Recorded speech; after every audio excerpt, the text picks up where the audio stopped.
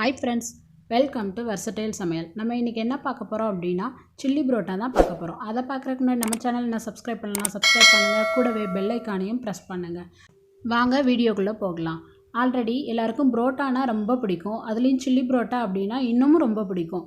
அத தான் இன்னைக்கு நம்ம சேனல்ல பண்ண போறோம். வாங்க அதுக்கு என்னென்ன பொருட்கள் தேவையானதுன்னு பார்க்கலாம்.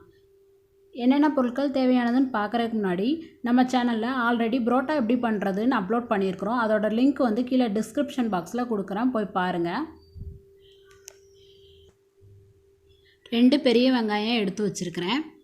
வெங்காயத்தை பொடி பொடியாக கட் பண்ணாமல் கொஞ்சம் பெரிய துண்டாக கட் பண்ணுங்கள். அப்போ தான் சில்லி பரோட்டா செய்யும் போது நல்லாயிருக்கும். 2 பச்சை மிளகாவை கீறி வச்சுருக்கிறேன். 2 டேபிள் ஸ்பூன் இஞ்சி பூண்டு பேஸ்ட் எடுத்து வச்சுருக்கிறேன். 1 தக்காளி பியூரி பண்ணி வச்சுருக்கிறேன். 1 கொடை மிளகா எடுத்து வச்சுருக்கிறேன். கொடை மிளகாவும் அதே மாதிரி தான் பொடி பொடியாக கட் பண்ணாமல் கொஞ்சம் பெரிய பெரிய துண்டாக கட் பண்ணி எடுத்து வச்சுக்கோங்க. 5 பரோட்டா எடுத்து க்யூபாக கட் பண்ணி வச்சுருக்கிறேன்.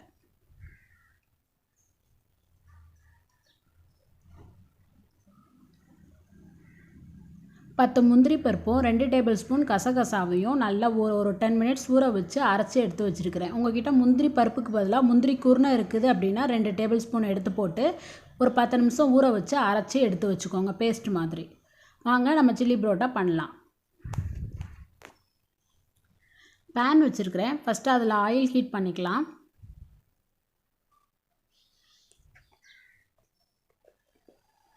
ஆயில் நல்லா ஹீட் ஆகட்டும்.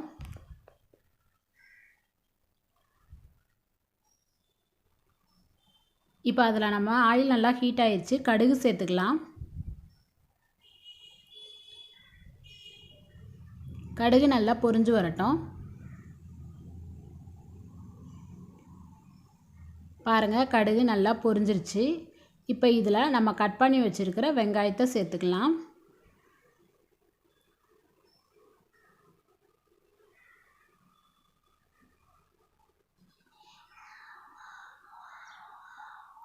அது கூடவே பச்சை மிளகாவையும் சேர்த்துக்கலாம். சேர்த்து நல்லா வதக்குங்க.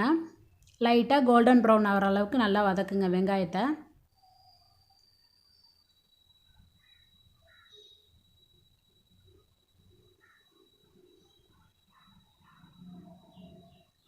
இப்போ இந்த சில்லி பரோட்டாவுக்கு தேவையான அளவு சால்ட்டு சேர்த்துக்கலாம்.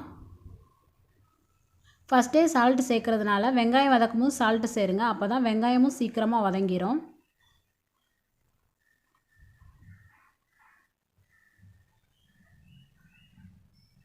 நல்லா வதக்குங்க.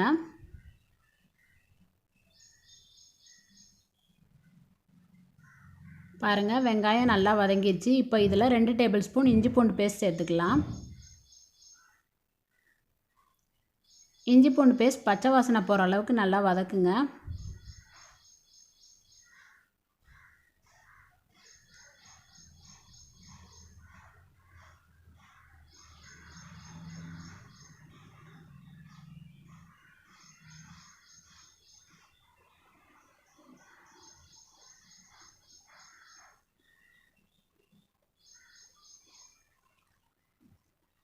பாருங்கள், இஞ்சி பூண்டு பேஸ்ட் பச்சை வாசனை நல்லா போயிடுச்சு. இப்போ இதில் நம்ம தக்காளி பியூரி சேர்த்துக்கலாம். தக்காளியை வந்து நீங்கள் அப்படியே சேர்க்கணுன்னா கூட சேர்த்துக்கோங்க. ஆனால் நல்லா மசிஞ்சு வர அளவுக்கு தக்காளியை வதக்கி விட்டுருங்க. நல்லா வதக்குங்க. இப்போ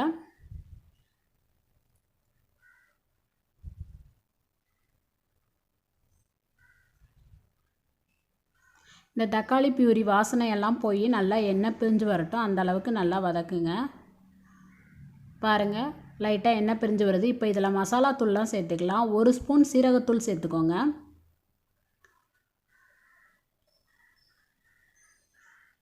1 ஸ்பூன் மிளகாய்த்தூள் சேர்த்துக்கோங்க.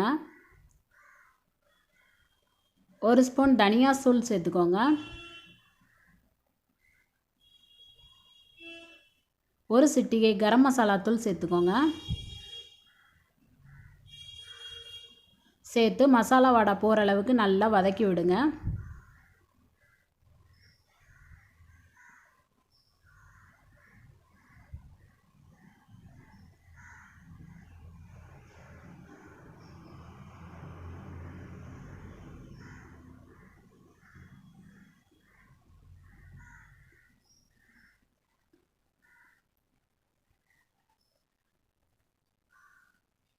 மசாலா வடை நல்லா போகட்டும், எண்ணெயெல்லாம் நல்லா பிரிஞ்சு வரட்டும், அந்த அளவுக்கு நல்லா வதக்கி விடுங்க.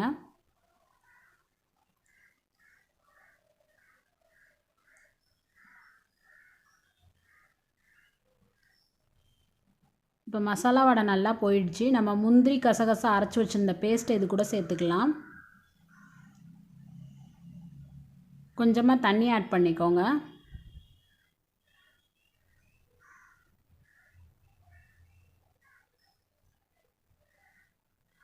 சேர்த்து நல்லா மிக்ஸ் பண்ணி விடுங்க.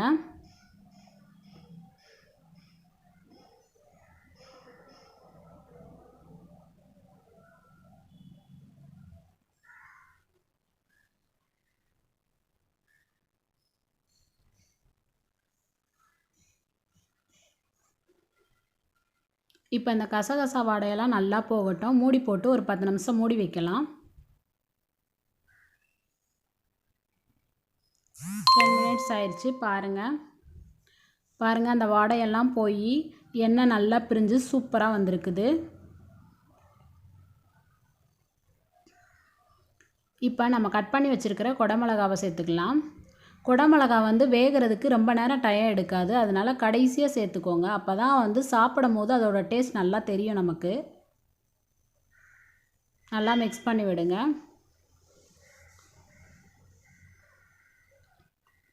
இதில் 1 ஸ்பூன் டொமேட்டோ கெச்சப் சேர்த்துக்கோங்க.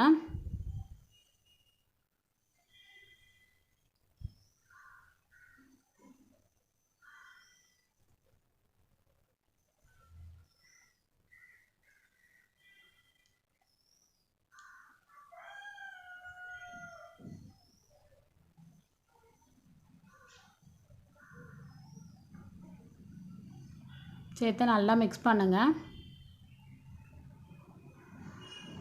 உங்கள்கிட்ட சில்லி சாஸ் இருந்துச்சு அப்படின்னா 1 ஸ்பூன் சில்லி சாஸ் சேர்த்துக்கோங்க. என்கிட்ட இல்லை அப்படிங்கிறதுனால நான் ஃபஸ்ட்டே சில்லி பவுடர் ஆட் பண்ணிட்டேன். நல்லா மிக்ஸ் பண்ணி விடுங்க.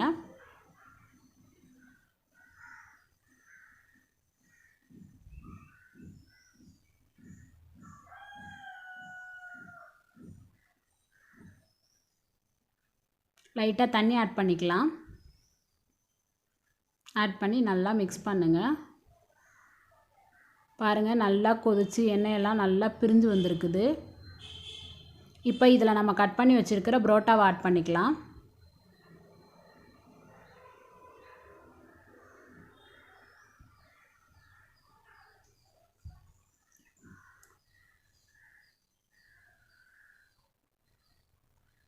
நல்லா மிக்ஸ் பண்ணி விடுங்க.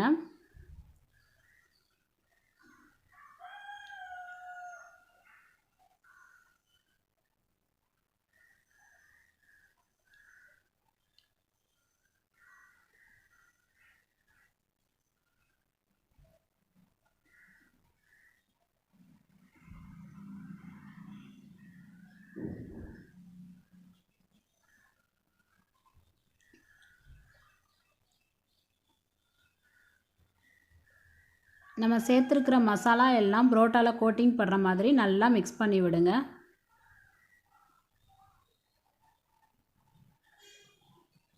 இப்போ மூடி போட்டு ஒரு 10 மினிட்ஸ் அப்படியே இருக்கட்டும். இதில் நான் கலருக்காக லைட்டாக ஃபுட் கலர் சேர்த்துருக்குறேன். உங்களுக்கு வேணும் அப்படின்னா சேர்த்துக்கோங்க, வேண்டான்னா ஸ்கிப் பண்ணிக்கோங்க. 10 மினிட்ஸ் ஆயிடுச்சு, பார்க்கலாம். பாருங்கள், வாவ், சூப்பராக சில்லி புரோட்டா ரெடி ஆயிடுச்சு. நல்லா மிக்ஸ் பண்ணி விடுங்க.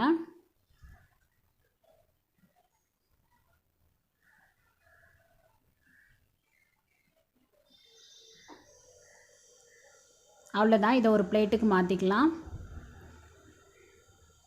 டேஸ்டான சூப்பரான சில்லி புரோட்டா ரெடி ஆயிடுச்சு. நீங்களும் மறக்காமல் உங்கள் வீட்டில் ட்ரை பண்ணி பாருங்கள். இந்த வீடியோ உங்களுக்கு பிடிச்சிருந்துச்சுன்னா லைக் பண்ணுங்கள், ஷேர் பண்ணுங்கள், மறக்காமல் எங்கள் சேனலை சப்ஸ்கிரைப் பண்ணுங்கள். தேங்க்ஸ் ஃபார் வாட்சிங்.